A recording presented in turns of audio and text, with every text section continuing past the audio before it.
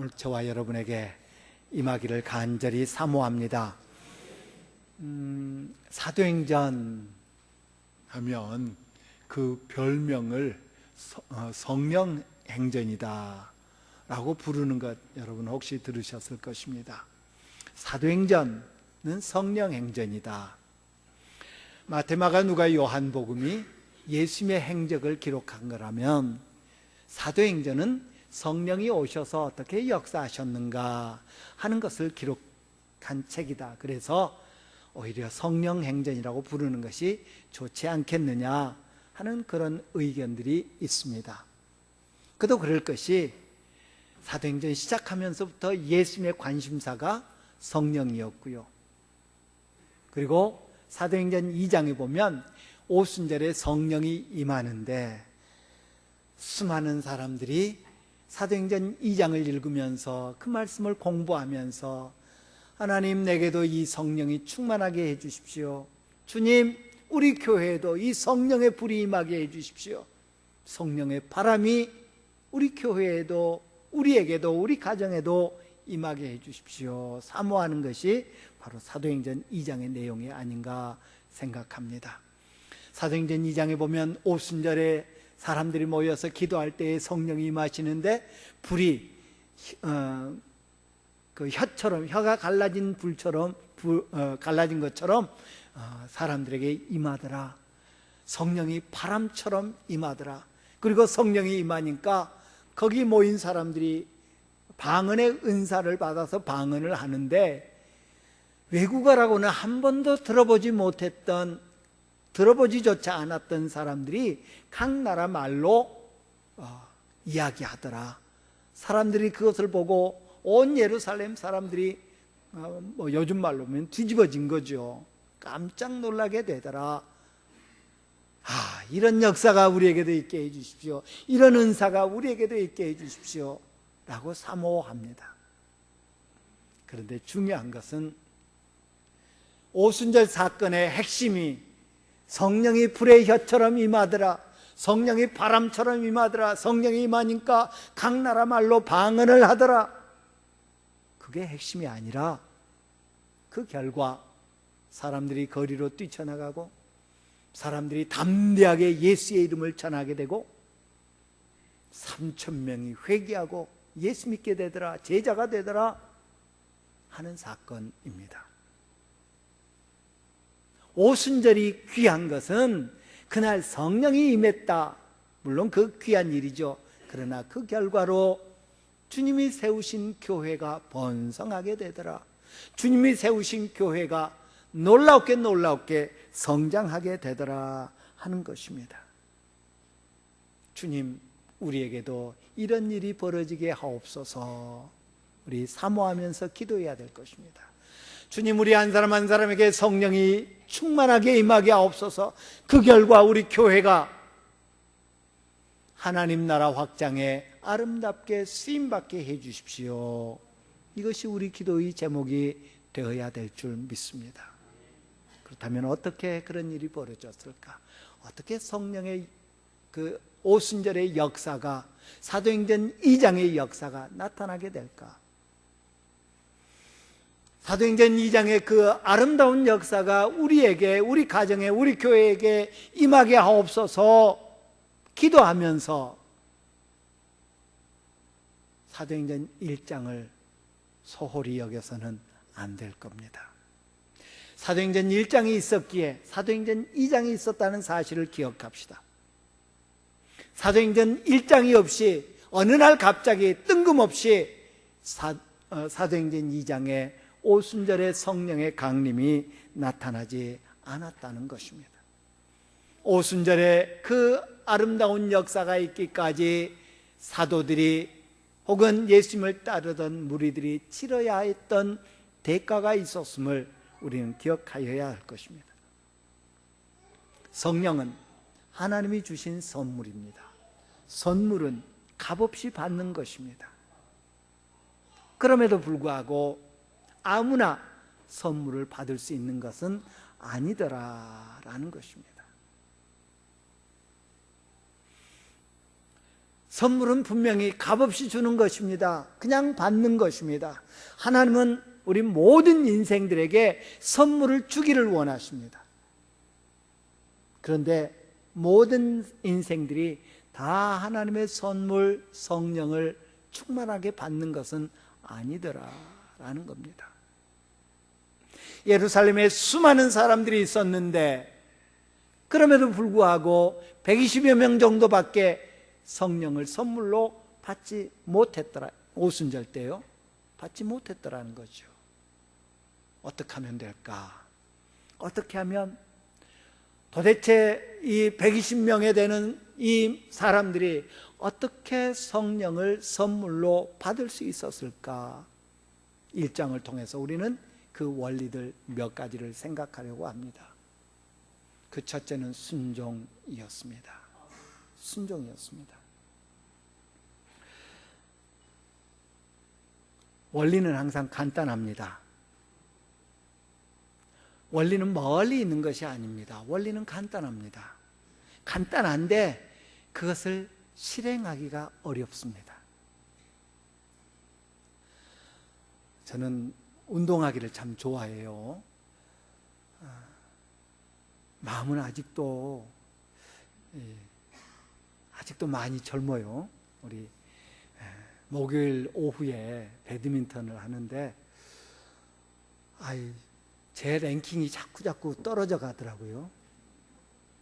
뭐 그렇다고 해서 랭킹을 매기는 것은 아닙니다만은 제 랭킹이 이렇게 은연중에 자꾸 떨어져요. 전에는 그래도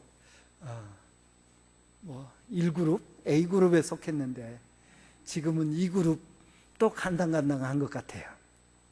저는 운동을 참 좋아합니다. 중학교 때 정구부 선수였습니다. 연식정구 있죠?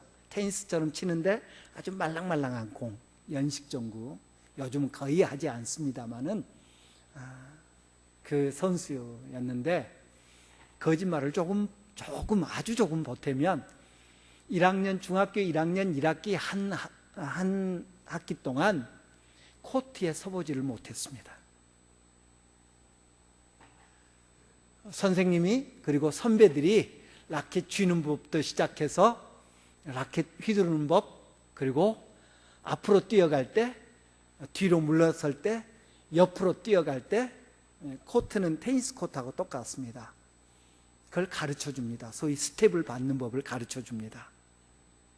그리고 이제 방과 후에 그 코트로 나가면 그 1학년들만 딱 따로 모여가지고 선배들 옆에서 열심히 연습하는 동안 계속 뭐만 하고 있어요?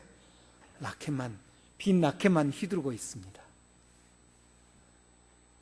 그리고 끝나면 선배들 연습한 거 뒤치다거리 하고 공 주워서 담고 이렇게 하고 라인 긋고 또 그 테니스 코트 그 전구 코트 롤러로 이렇게 밀고 하는 그런 일이 있습니다. 시합 나가면 그야말로 주전자 들고 따라다니고. 제가 탁구도 조금 치는데요. 탁구도 마찬가지입니다. 탁구를 이렇게 가르치면 우리 여자분들에게 밥주걱으로 밥 푸듯이 하십시오. 그리고 끝날 때는 격리하듯이 이 눈썹 쪽에서 멈추면 됩니다. 라켓 휘두르는 법을 가르치지요.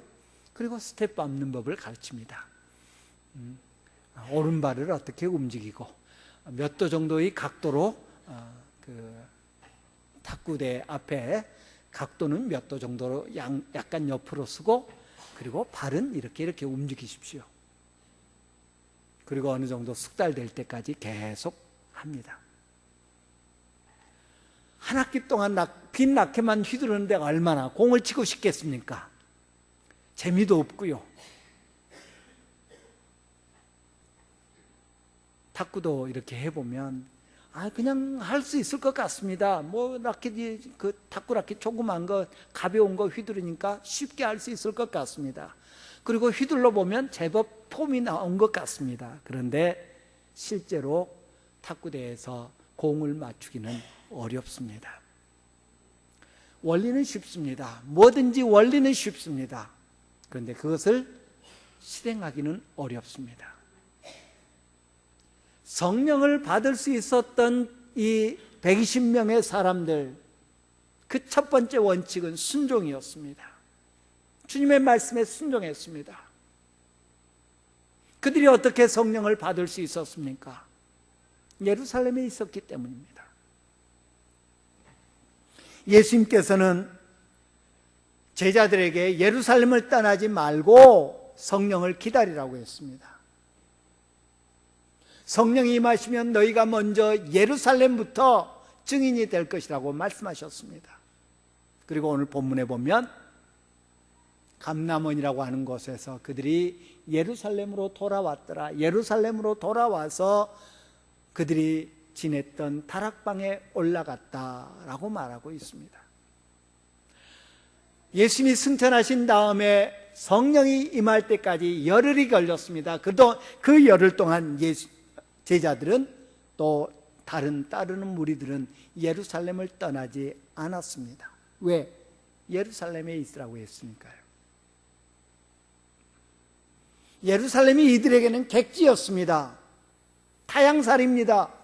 대부분의 제자들은, 대부분의 예수님을 따르던 사람들은 갈릴리에서 온 사람들입니다. 갈릴리에서 온 여자들, 저 사람들 갈릴리 사람들이 아니냐 등등의 표현을 통해서 그 120명의 대부분은 갈릴리 출신들입니다. 오늘날이야 어디 여행을 가면 시설들이 잘 돼 있어서 그야말로 돈만 가지고 가면 편안히 있다 옵니다. 옛날은 그렇지 않았습니다. 모든 것이 불편했을 것입니다. 그럼에도 불구하고 그들은 예루살렘을 떠나지 않았습니다. 왜냐하면 예수님께서 거기 있으라고 했기 때문입니다. 오늘 우리의 거기는 어딘가 생각해 봅니다. 성경에 보면 몇 군데 거기가 나옵니다. 하나님께서 이스라엘 땅에 우상 숭배가 가득하게 되자 진노하셨습니다. 벌을 내리시기로 작정하셨습니다. 그리고 그곳에 큰 기근이 있게 하십니다. 그때 하나님은 엘리야 선지자에게 너 그릿 시냇가로 가라 라고 하셨습니다. 그릿 시냇가로 가라. 그릿이라고 하는 작은 개울이 있는 곳에 갔습니다. 거기에 아직 물이 있었습니다. 그런데 거기에 물이 있었기 때문일까요? 다른 곳은 왜 안 됐을까요? 하나님은 엘리야를 그릿 시냇가로 보내십니다. 그리고 기근으로 고생하고 있는 그 땅 가운데서 엘리야를 보호하십니다. 어떻게 해요? 까마귀를 동원해서 먹을 것을 갖다 줍니다. 아니, 까마귀 동원하실 수 있는 하나님이 왜 다른 곳은 아닐까요? 저 요단강가로 가라, 혹은 다른 곳으로 가라 해서 그곳에서 반석이 쳐서 물이 나오게 하든지 까마귀를 동원하든지 어떤 방법이 있었을 것입니다. 그럼에도 불구하고 하나님은 조그만 개울에 불과한 그릿으로 가라고 말씀하십니다. 순종입니다. 나아만이라고 하는 사람이 문둥병 걸렸죠. 나병에 걸렸죠. 계집종이 이야기합니다.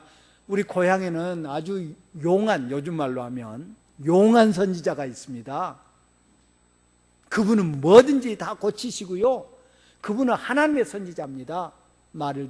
그 이야기를 듣고 지푸라기도 잡는 심정으로 이스라엘로 옵니다.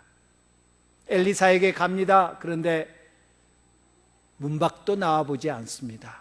그리고 사환을 통해서 하나님의 메시지를 전합니다. 요단강에 가서 7번 몸을 담그십시오. 괘씸했습니다. 내가 누군데?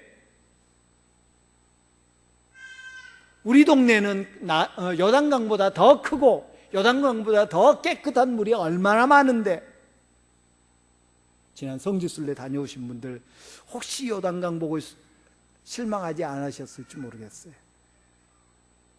그야말로 도락물. 우기에는 물론 이제 수량이 많습니다만은 그런 작은 요단강에 몸을 담궜을 때 그는 나병에서 고침을 받을 수 있었습니다. 무슨 문제입니까? 순종의 문제입니다. 그리로 가라. 예루살렘에 머물러 있어라. 왜 예루살렘일까요? 왜 다른 곳은 아닐까요?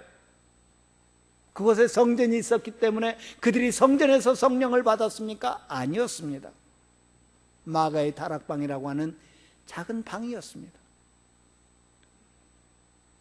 우리 주님은 순종을 그 어느 것보다도 기뻐하신다는 사실을 잊지 마시기를 바랍니다.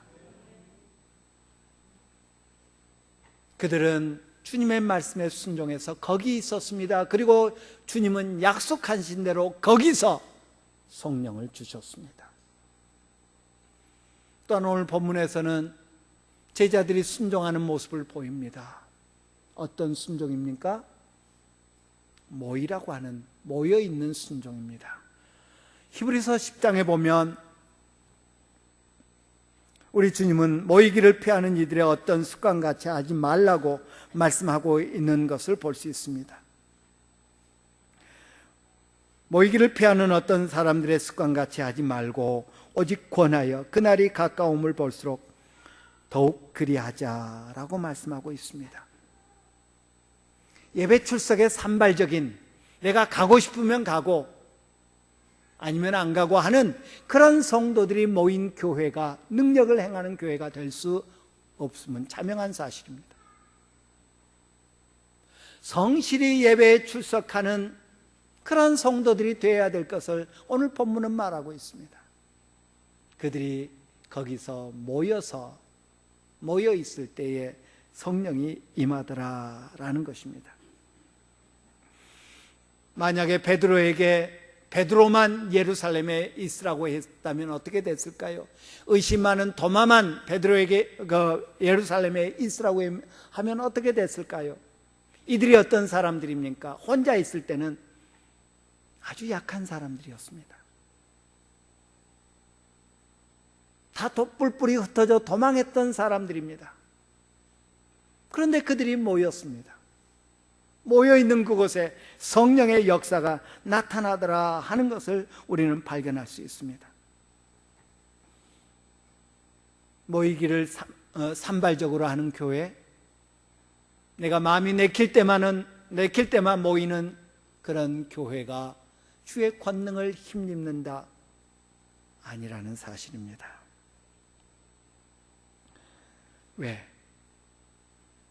왜 모이는 것이 중요할까요?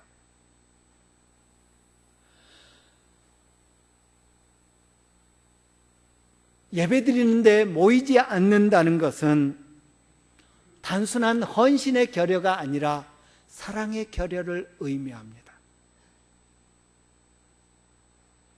주님이 사랑하는 교회를 내가 사랑하지 않고 주님이 기뻐하시는 일을 내가 하지 않는 것, 그건 사랑의 결여입니다.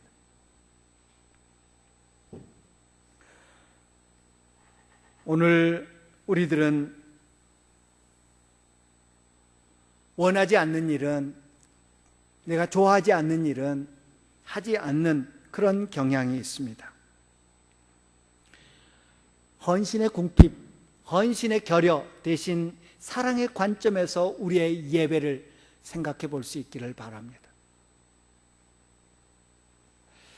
어떤 목사님이 어느 집을 신방했다고 합니다.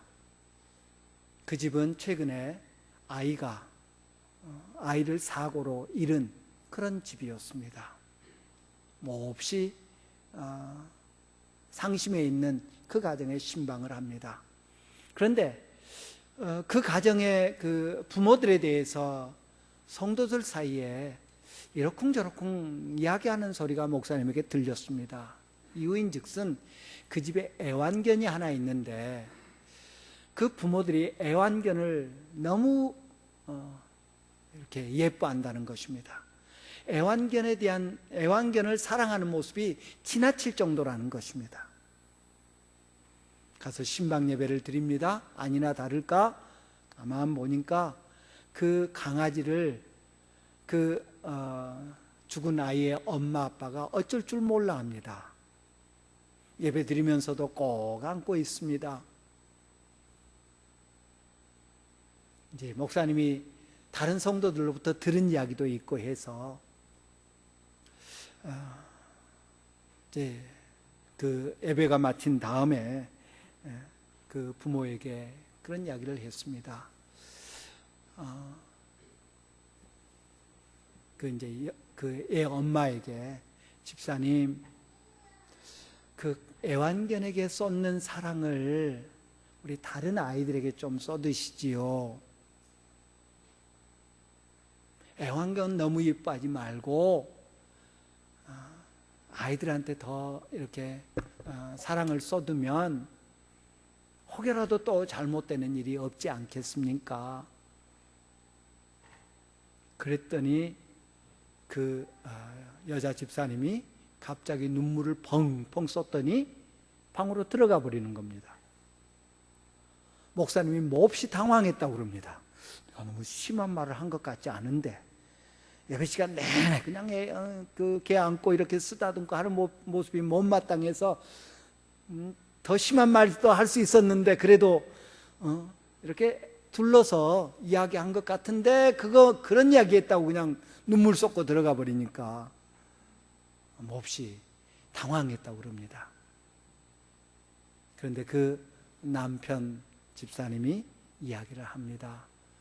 목사님이 이해하십시오. 이 강아지는 우리 죽은 아이가 마치 친동생처럼 아끼며 사랑했던 강아지입니다.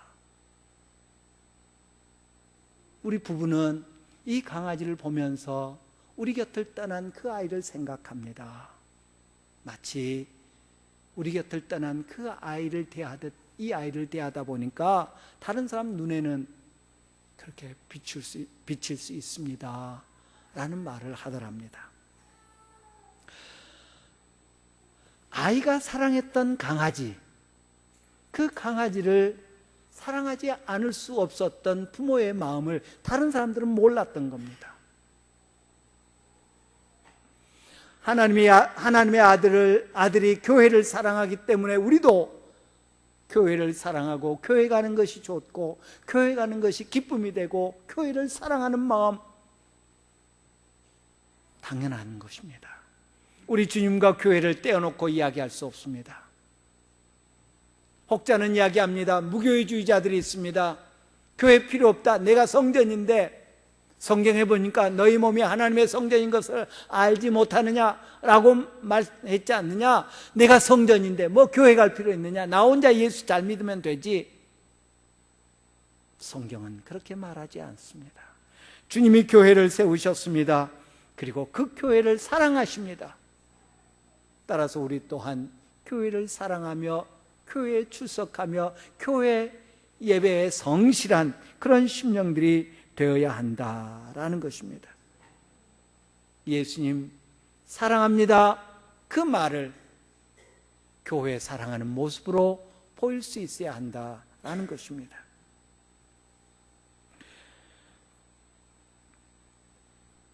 또한 우리가 교회에 열심히 출석하고 참여하는 것은 하나님에 대한 우리 주님에 대한 사랑 표현이기도 하거니와 다른 성도들을 향한 사랑 표현이기도 합니다. 주님은 우리 교회를 몸으로 비유하셨습니다. 우리 한 사람 한 사람을 지체라고 했습니다.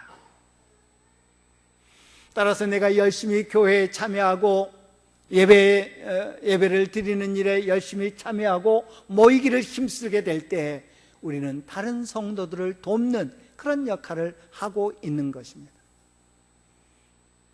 우리 휴가철인데요. 여러분의 손이 오늘 아침에 휴가를 안 낸 것 감사하시기를 바랍니다. 여러분의 손이 오늘 아침에 나 오늘 휴가입니다 했다면 아까 우리 서로 인사 나눌 때 처음 뵙겠습니다 했어야 될 겁니다. 왜? 변장들을 못했을 테니까. 이해가 안 되시는군요. 여러분의 손이 휴가를 냈으면 화장을 못했을 거 아닙니까? 생얼로 이 자리에 왔을 텐데 그러면 다 서로 보면서 처음 뵙겠습니다. 특별히 여자분들 아마 그러셨을 거예요. 우리가 교회에 모이기를 힘써서 함께 교회 일에 참여하는 것은 누군가를 돕는 그 역할을 감당하는 것을 의미합니다. 우리가 말로 형제를 사랑합니다, 자매를 사랑합니다 라는 표현보다 주님의 일에 함께 참여하는 것이 훨씬 더 쉬운 사랑의 표현이다 라는 것을 우리는 기억하여야 할 것입니다. 우리 중에 누구든지 좀 오늘 예배 때 솔로 좀 해주십시오 하면 예 그러겠습니다 하고 나올 분 그렇게 많지 않을 겁니다. 독창하는 데는 힘들어하지만 합창할 때는 제법 소리를 냅니다.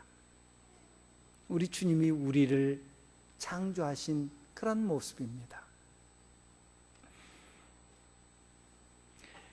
예수님께서 베드로에게만 예루살렘에 머물러서 성령을 받으라고 했으면 베드로는 흔들렸을 것입니다. 야고보에게만 성령을 받기 위해서 예루살렘에 남아있으라고 했을 때 야고보는 주저했을 것입니다. 아니 떠났을지도 모르겠습니다. 도망갔을지도 모르겠습니다. 이 당시에 예수님이 부활하신 후 50일째 되는 이때에 이들은 위험한 상황이었습니다. 모이기 어려운 상황이었습니다. 왜? 혼자 어느 집에 숨어 있으면 그건 괜찮았을 것입니다. 혼자 숨어서 하나님 섬기는 일을 하면 들통나지 않았을 것입니다. 그런데 120명이 한 집에 머물러 있다. 사람 눈에 쉽게 띕니다. 하기 어려운 일이었음에도 불구하고 그들은 모였습니다. 모여서 함께 기도했습니다. 함께 기도할 때 이들은 힘이 생겼습니다. 두려움이 사라졌음이 분명합니다. 그래서 10일을 더 기다릴 수 있었던 것입니다. 여러분 집에서 혼자 통성으로 기도해 보신 적이 언제입니까? 여러분 혼자 집에서 소리 높여 찬송해 본 적이 언제이십니까? 우리가 모일 때 그 일을 할 수 있습니다. 모여서 그 소리 높여 기도하고 모여서 함께 찬송할 때 우리는 신앙의 담력을 얻을 수 있습니다. 우리 모두 이런 아름다운 모습을 버리지 않기를 바랍니다. 두 번째로는 그들은 율법에 순종했습니다. 예수님이 오늘 본문에 지난주에도 그렇고요. 왜 감람산에서 승천하셨을까요? 왜 호렙산이 아니었을까요? 왜 예루살렘 성전 꼭대기가 아니었을까요? 만약 그랬으면 다 쳐다보고 예수 믿었을 텐데 왜 한적한 감람산 꼭대기, 감람산이었을까요? 왜 예수님이 변화됐던, 그래서 사람들이 변화산이라고 부르는 그 갈멜산, 그곳에서 제일 높은 산이 아니었을까요? 오늘 본문에 보면 그 감람원은 예루살렘에서 가까워서 안식일에 가기에 알맞은 거리였더라라고 말합니다. 구약에 보면 하나님께서 모세에게 안식일 규정을 주십니다. 안식일 쉬어라, 제발 쉬어라. 쉬기 위해서 멀리 다니지 마라. 그런데 그 멀리가 어디까지인지는 성경은 말하지 않습니다. 그래서 유대인들은 고민하기 시작했습니다. 멀리 가지 마라고 그랬는데 어디까지 안 가면 될까? 그러던 중에 그들은 하나님께서 이스라엘 백성들이 행진을 할 때 이렇게 해라 한 규정을 보게 됩니다. 제일 앞에 언약궤를 맨 제사장들이 앞서갑니다. 그리고 그 뒤에 이스라엘 족속들이 지파별로 뒤따릅니다. 그런데 언약궤와 이스라엘의 그 군중들 사이에 거리를 두어라. 어느 정도냐? 2000규빗을 두어라 라고 말합니다. 이 정도면 하나님이 괜찮아 하시겠다. 그래서 전통으로 삼은 것이 안식일에 행하는 거리입니다. 2000규빗입니다. 1규빗은 팔꿈치에서 손끝까지, 사람마다 조금 달라서 약 45cm에서 50cm를 잡습니다. 900m에서 1km 정도입니다. 그런데 나중에 이게 어떻게 변질됐냐면 집에서 1km 이상 가면 안 되는 거거든요, 안식일에. 그래서 보따리 싸듭니다. 음식 장만하고 밥 싸고 해가지고 1km를 갑니다. 거기다가 상을 차립니다. 여기가 임시 우리 집. 우리 집입니다. 임시지만 우리 집입니다. 그러면 어떻게 되죠? 거기서 또 1km를 갈 수 있습니다. 가고 싶으니까 2km를 가야 되겠는데 규정상 못 가니까 그렇게 편법을 사용합니다만 아무튼 그런 규정을 마련했습니다. 감람산이 예루살렘으로부터 성전으로부터 약 900m 조금 더 되는 거리에 있습니다. 안식일에 가기에 적합한 거리였더라 라고 말하고 있습니다. 무엇을 의미합니까? 우리 주님께서는 율법 중에 1점도 1획도 더해지거나 빼져서는 안 된다, 하나님의 말씀을 더하거나 빼서는 안 된다 라고 말씀하셨습니다. 뿐만 아니라 유대인들의 전통까지도 제자들이 지킬 수 있도록 배려하셨다는 말씀입니다. 그만큼 법을 지키도록, 물론 그 법을 잘못 사용하는 것에 대해서 우리 주님 분노하셨습니다. 그래서 바리새인들에게 화 있을진저 회칠한 무덤아 라고 그렇게 말씀하고 있는 것을 봅니다. 그러나 우리 주님은 법을 중시하셨습니다. 법을 지키기를 원하십니다. 우리에게도 법이 있습니다. 몇 주 전에 우리 교회에서 임직식 했습니다. 임직식 할 때마다 서약을 합니다. 그 서약의 내용 중에 기독교 대한성결교회 헌법은 적법한 줄 알며 순종하겠습니까? 라고 묻습니다. 예, 대답합니다. 교회의 질서를 위해서, 교회를 잘 치리하기 위해서 교단마다 성경 외에 성경을 바탕으로 해서 법을 만듭니다. 지켜야 합니다. 그런데 아이러니하게 매년마다 각 교단에서 치러지는 총회 때에 총회장 후보로 나오신 분들이 이구동성으로 하는 이야기가 나는 법을 잘 지키겠습니다. 나는 법을 잘 지키겠습니다. 그 말 속에는 너는 안 지켰어도, 전대는 안 지켰어도, 이 전전 총회장은 안 지켰어도 나는 지키겠습니다.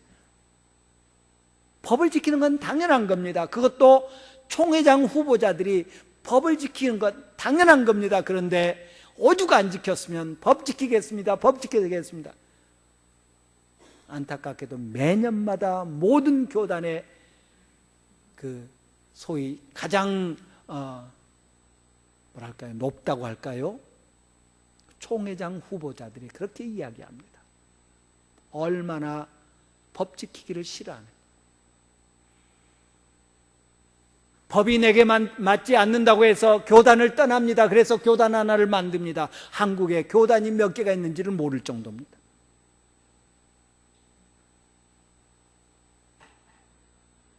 법 지키기를 싫어합니다. 나는 항상 예외시키려고 합니다. 아닙니다. 우리 목사님들도 목사 안수를 받을 때 법 지키겠노라고 서약합니다.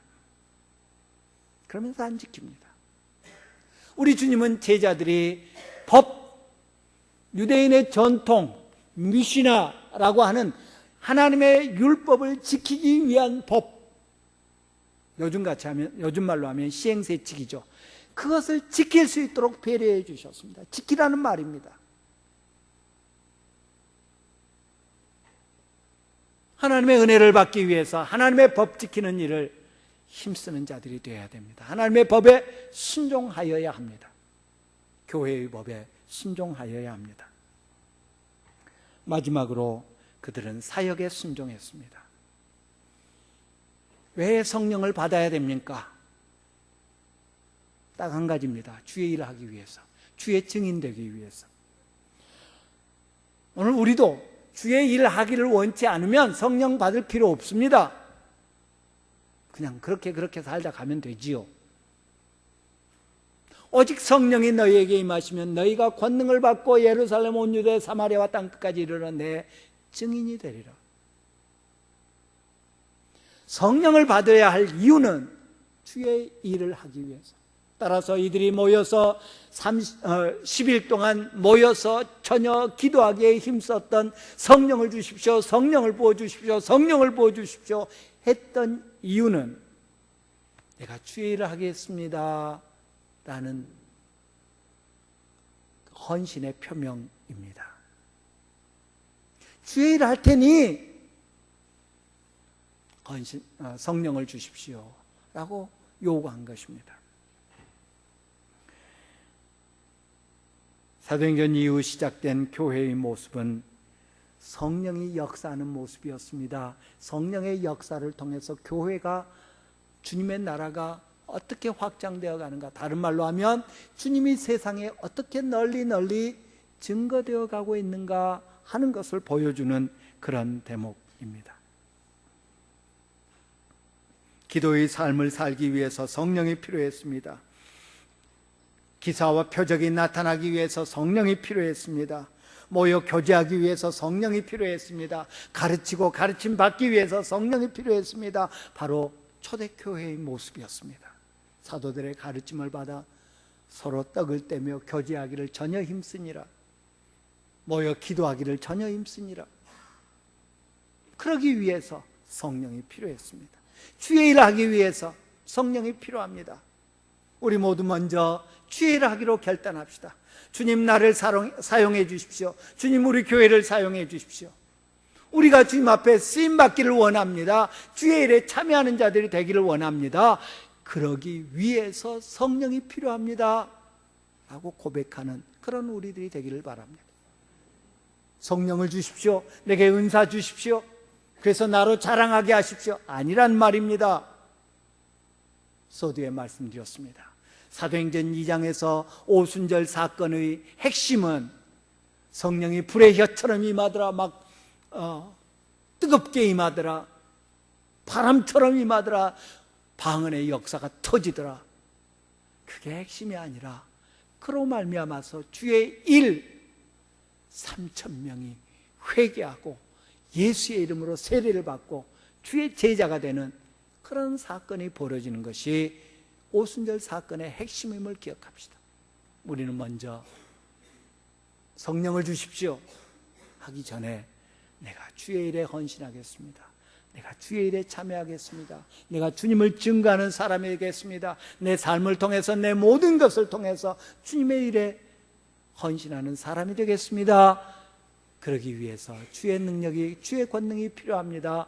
기도하는 저와 여러분 되기를 간절히 바랍니다. 주님은 오늘 또 우리에게 성령을 주십니다. 아니, 주시기 원하십니다. 오순절을 경험하게 하기를 원하십니다. 모이는데 순종합시다. 말씀과 규정에 순종합시다. 그리고 사역에 순종합시다.